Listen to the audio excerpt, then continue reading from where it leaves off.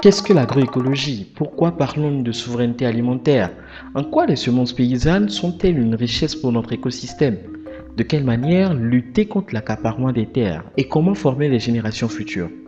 Le SECAR, en collaboration avec la Convergence globale des luttes pour la terre et l'eau, Temps pour le prochain et DM Échange Émission, a réuni 38 acteurs du monde agricole venant de 10 pays différents pour partager leurs expériences et trouver des réponses à ces questions. De notre point de vue, nous ne parlons pas de sécurité alimentaire, mais nous parlons de souveraineté alimentaire. Tout peuple a le droit d'être souverain sur son alimentation. Nous pensons que la souveraineté alimentaire passe par l'agroécologie. Pour nous, l'agroécologie, c'est l'utilisation des ressources disponibles dans notre écosystème pour créer la richesse. Consommons la biodiversité. Consommons et faire l'agroécologique. C'est bien pour la santé. Regardez derrière nous, nos grands-pères, nos grands-mères ont cultivé sans produits chimiques. Et maintenant, comment cultivons? On cultive avec des produits chimiques. Nous menons la même lutte.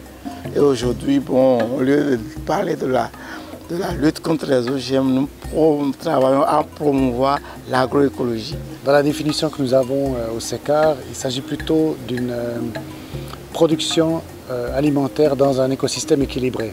On va vers la transition d'un nouveau système alimentaire qui est caractérisé par 3 durabilités. La première, bien sûr, la durabilité environnementale. Il faut que l'agriculture soit une agriculture qui respecte la nature, qui ne détruit pas les systèmes dans lesquels elle évolue, que la production de nourriture ne se fasse pas au détriment de la biodiversité, etc.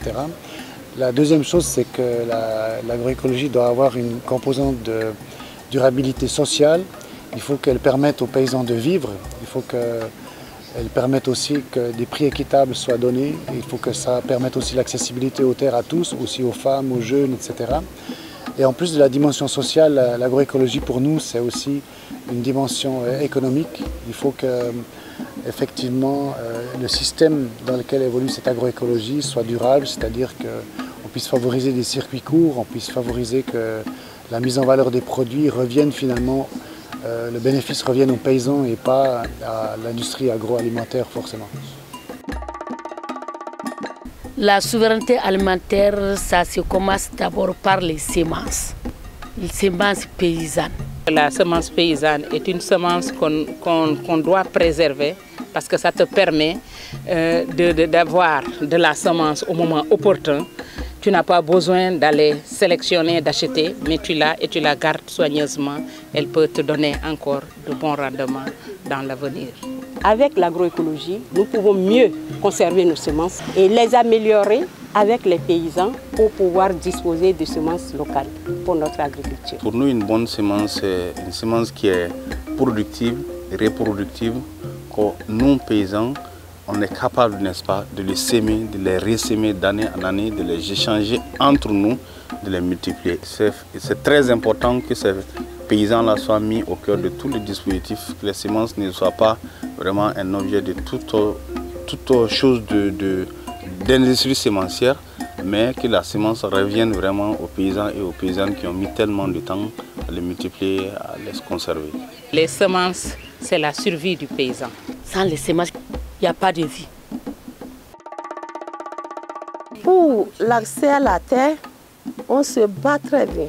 On sensibilise les femmes. Actuellement, au nord du Bénin, dans l'Albouri, les femmes n'ont pas accès à la terre.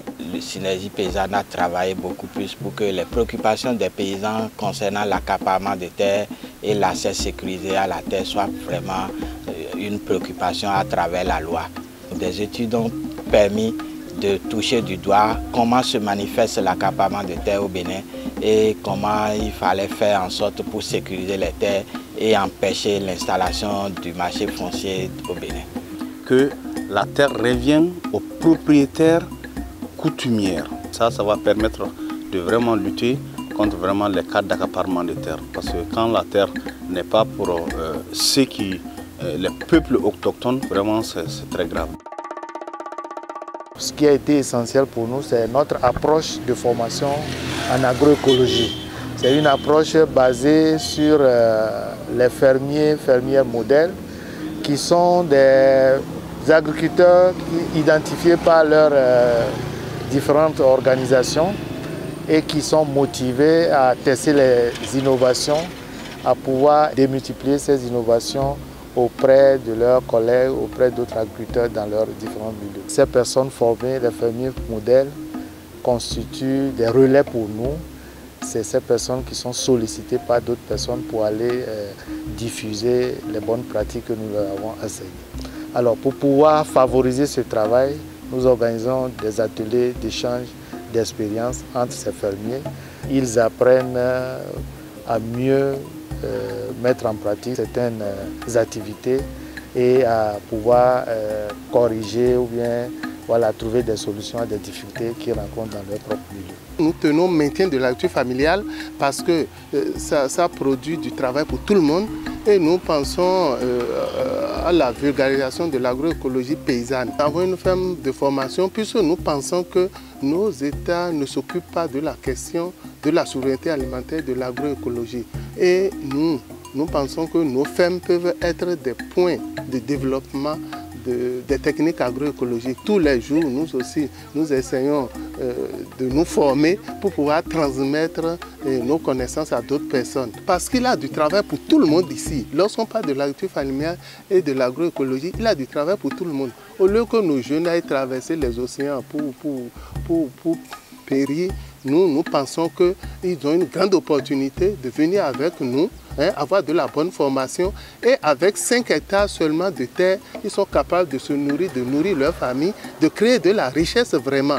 Nos jeunes Africains doivent rester ici chez nous où il y a toutes les ressources nécessaires pour créer la richesse. On a remarqué qu'après les formations, les producteurs ont besoin d'un accompagnement de proximité, d'un conseil, d'un coaching pour pouvoir mieux assimiler certaines pratiques. Et on a imaginé un système très simple en utilisant les nouvelles technologies de l'information. Vu le taux de pénétration des intiques au Niger, autour de 20%, les producteurs ont des simples smartphones et on s'est dit qu'il faut valoriser ces smartphones et ça nous a amené vraiment à cette application libre que les producteurs utilisent naturellement pour communiquer et on s'est dit qu'il faut le valoriser pour le transfert des connaissances. Il y a beaucoup de groupes WhatsApp autour de l'agroécologie qui se sont développés. Suicide est aussi en train d'expérimenter une autre application qui s'appelle Matcha Sauti qui est en développement avec une université suisse et nous espérons que cette application viendra aussi résoudre le problème de suivi et de capitalisation des connaissances et savoirs locaux. Il faut que l'agroécologie soit développée dans les universités parce qu'il faut qu'on sélectionne les semences qui soient adaptées à notre environnement, qui soient adaptées à nos conditions de vie dans les villages, dans les hameaux. Et donc l'agroécologie doit occuper une place importante dans nos enseignements. Nous avons pris part à cet atelier parce que nous savons qu'il y a beaucoup de réseaux, il y a beaucoup d'initiatives. Et nous voulons que toutes les initiatives doivent s'unir et doivent se connaître, et doivent se comprendre et savoir que le combat est le même. Ils doivent aller ensemble, marcher ensemble pour taper fort et pour se faire entendre. Chacun travaille de son côté, chacun travaille en vase clos. Si les gens se parlent et communiquent et se comprennent, ils peuvent faire entendre, ils peuvent porter le plaidoyer aux décideurs qui vont prendre acte et prendre en considération leurs aspirations et leurs désirs. L'agroécologie, c'est un travail très difficile, un travail à longue vie. Mais quand on te donne la main, on se donne la main, parler le même langage, un jour, on obtiendra ce qu'on veut. Dans la salle, on est en train de chercher la solution. Donc tout ce qui t'y fait, il faut chercher d'abord la solution avant de rentrer là-dedans. C'est ça la chanson. Cherchons la solution et nous sommes en train de chercher la solution et on verra, on va trouver aussi. Bon, je vais chanter. Anyeni kole nyanyini folo kasene ko ni nyanyini. Anyeni kole nyanyini Maliba sene ko ni nyanyini. Afriki sene ko ni nyanyini. Nibe donko la iya nyanyini. Samika koke iya nyanyini folo. andumba nyanyini nade kamba nyanyini ambemba koroma minu tamine folo folo woluma seneke oketolum fende ambemba koroma minu tamine folo folo woluma shiko ketolum fe ni bedonkola iya nyanyini samika koke iya nyanyini folo andumba nyanyini nade amba nyanyini. Merci.